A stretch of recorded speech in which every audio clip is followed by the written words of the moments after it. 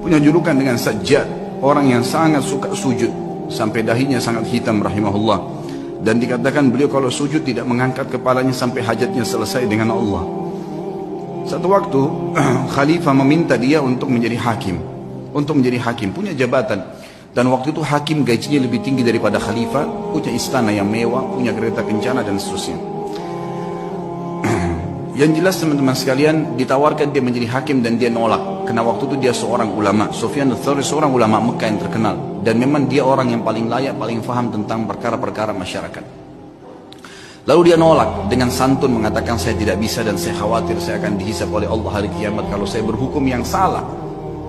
Maka khalifah mengatakan kau harus menjadi. Karena dia nolak dan dipaksa, akhirnya dia pun melarikan diri dari Mekah. Dia jalan teman-teman sekalian. Sufyan ats-Tsauri rahimahullah jalan dengan menggunakan jubah menutup kepalanya dan meninggalkan Mekah. Sampai jalan menuju ke Yaman. Selama 3 bulan perjalanan kaki sampai di Yaman, kemudian dia tiba di sebuah kebun kurma. Kemudian dia menawarkan diri untuk menjadi pegawai di kebun kurma itu dan orang tidak tahu siapa dia. Kemudian berkatalah pekebun kurma tersebut, saya akan berikan gaji kamu seperti orang-orang yang bekerja sama saya. Dia bilang baiklah, saya terima. Yang penting saya ada tempat tinggal dan saya bisa ibadah. Berjalanlah 3 bulan dia menurunkan kurma dari pohon. Seorang alim ulama yang sangat dihormatin pada saat itu, sangat dihormatin.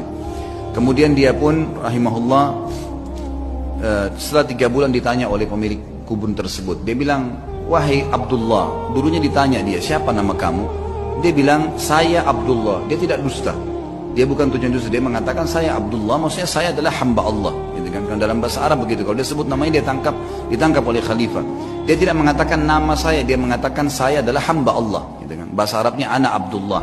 Rupanya pemilik kebun menangkap namanya Abdullah. Dipanggil, wahai Abdullah kesinilah. Datanglah Sufyan rahimahullah lalu ditanya, apa perbedaan antara kurma kami dengan kurma kalian? Maka kata Sufyan rahimahullah, saya tidak pernah tahu perbedaannya karena saya tidak pernah mencicipi sedikit pun dari kurma anda. Maka kata pemilik kebunnya, apakah kamu ini tinggal 3 bulan di kebun saya, turunkan kurma, sortir tiap hari, gak pernah kamu makan 1 butir pun?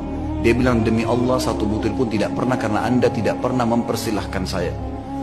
Maka kata pemilik kebun teman-teman sekalian, dia bilang, apakah kau mau mencontohi muru'anya, ya, kehormatan ibadahnya Sufyan ats-Tsauri? Dia nggak tahu kalau ini orangnya. Maka yang terjadi teman-teman sekalian, dia pun diam si Sufyan ats-Tsauri, lalu kemudian dia sudah tahu akan terjadi apa-apa, lalu dia membungkus barang-barangnya, dia tinggalkan kebun tersebut.